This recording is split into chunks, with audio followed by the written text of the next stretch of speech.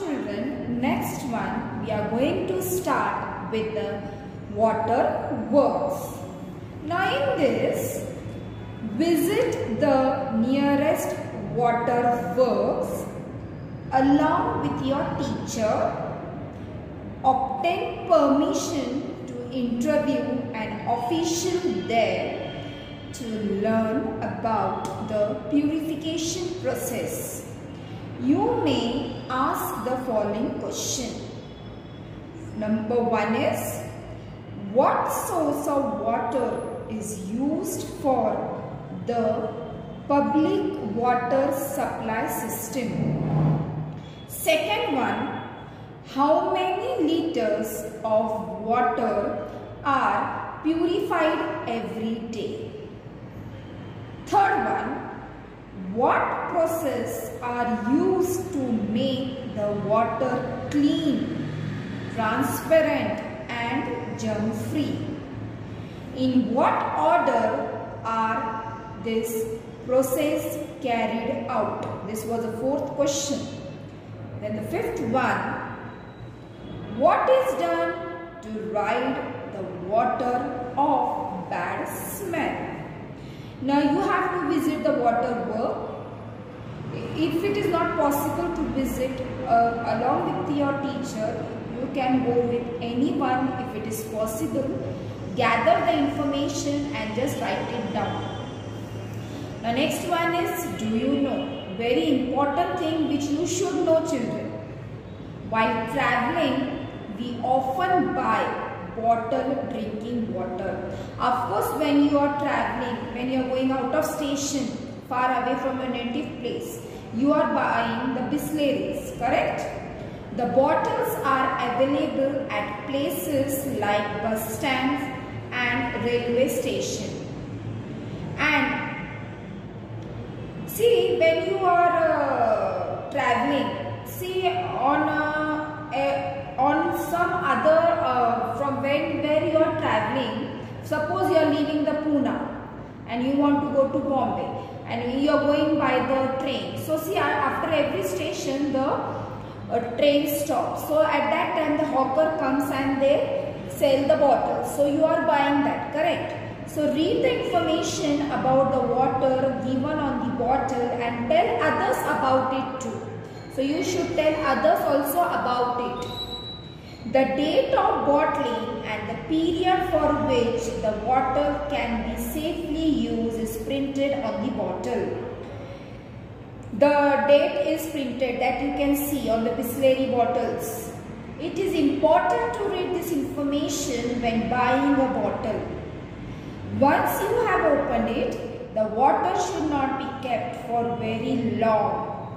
The empty bottle must be crushed and thrown into a garbage bin so that it cannot be reused.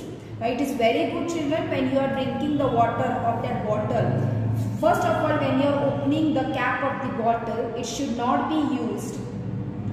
It should not be, that water should not be kept for a longer period of time. If after drinking that, you should throw it in the garbage bin. Why? Because it cannot be reused by any other person.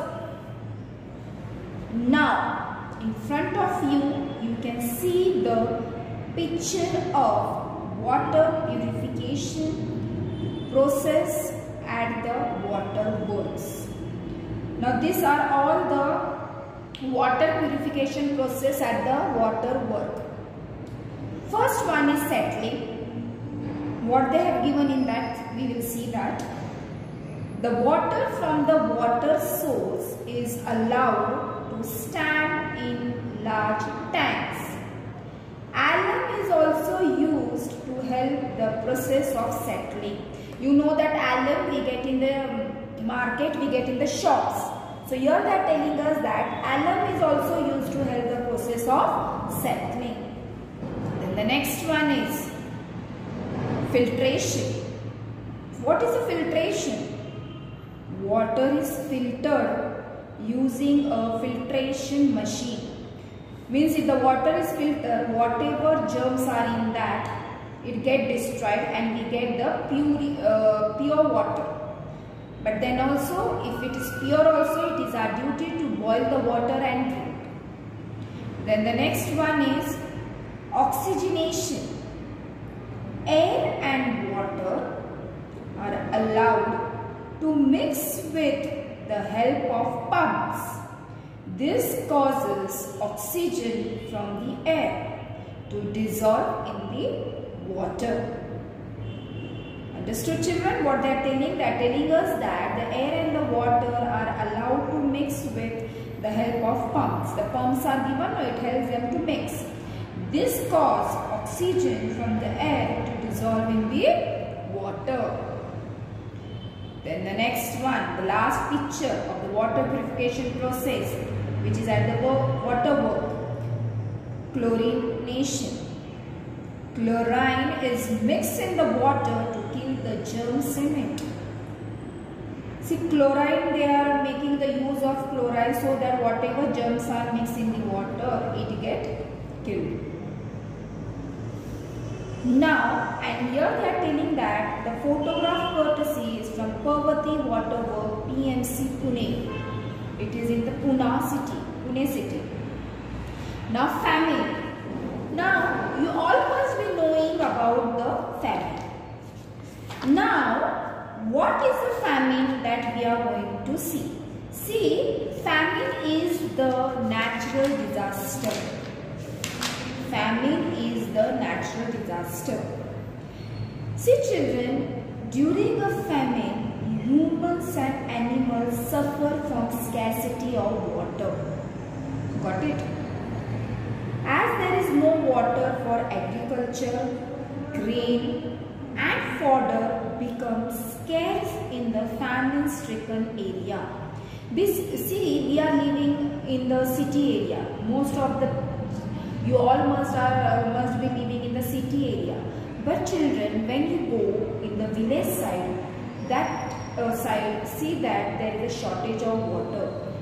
Even though it rains, but it is not raining heavily over there, that the full year the water is not stored in that particular area. They have to use the borewell waters or the well water. That means they have to go there and they have to bring the water for their daily route. And you know that without water a man cannot live. Right from the morning the person get up, he uses the water. Till the night he goes to the bed, we are making the use of water. You all know that water is uses for drinking, for cooking, for bathing, for washing and for various other purposes.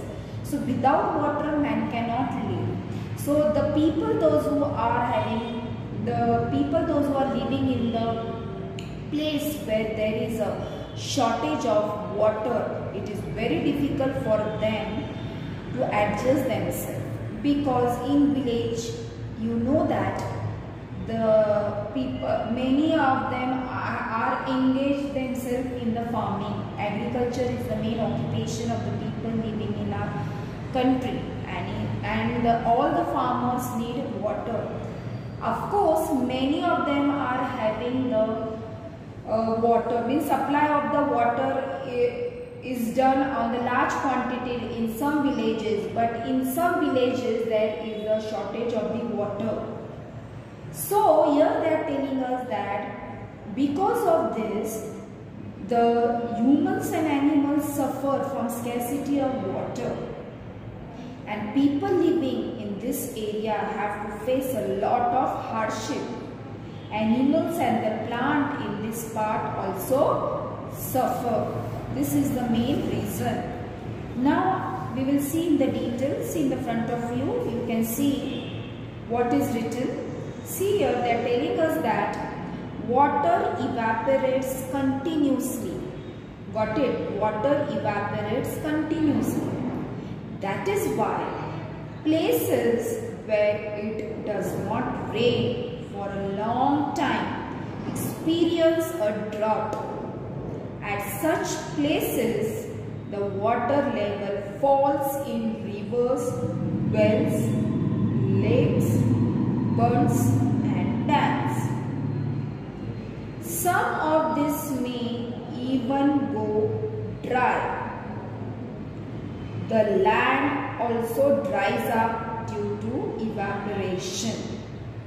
Humans and animals suffer from scarcity of water.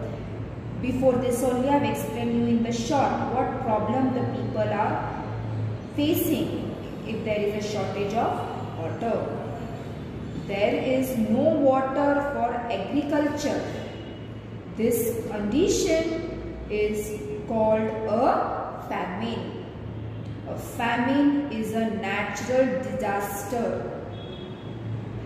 Grain and fodder become scarce during a famine. Very important one. The grain and fodder become scarce during a famine. You may have read about a famine in a state or country or in another part of the world. Right, children? You must have read about the famine. See, when you are reading the newspaper, we should thank that we all are living in the city place. Those who are living in the city place, for them there is no problem of water. But there are some people and children who are living in the place where throughout the year they are having the problem of water. So here they are telling us that you may have read about a famine in a state or country or in another part of the world. People living there have to face a lot of hardship. Animals and plants in those parts also suffer. See, we need water, that means animals also need water because they are also eating food. And from animals we get many things.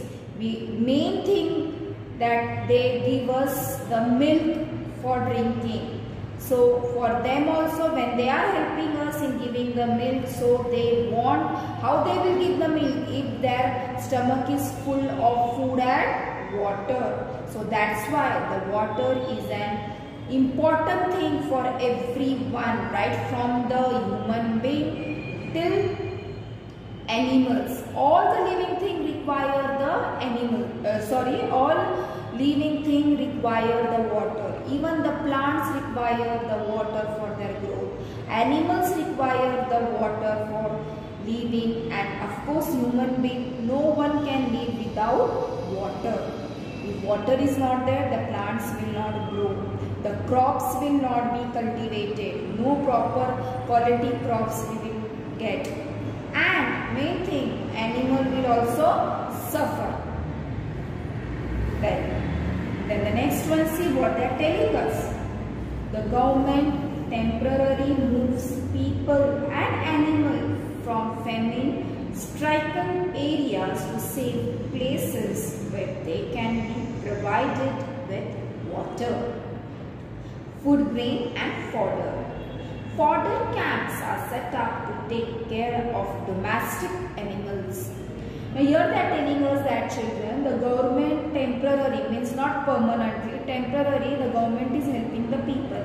Why they are helping? Because people should not suffer from they should not suffer from disease, or they should not fall ill. Why? Because if they are not getting the proper water for drinking, or for making food also we require water. So that's why they should not fall in trouble.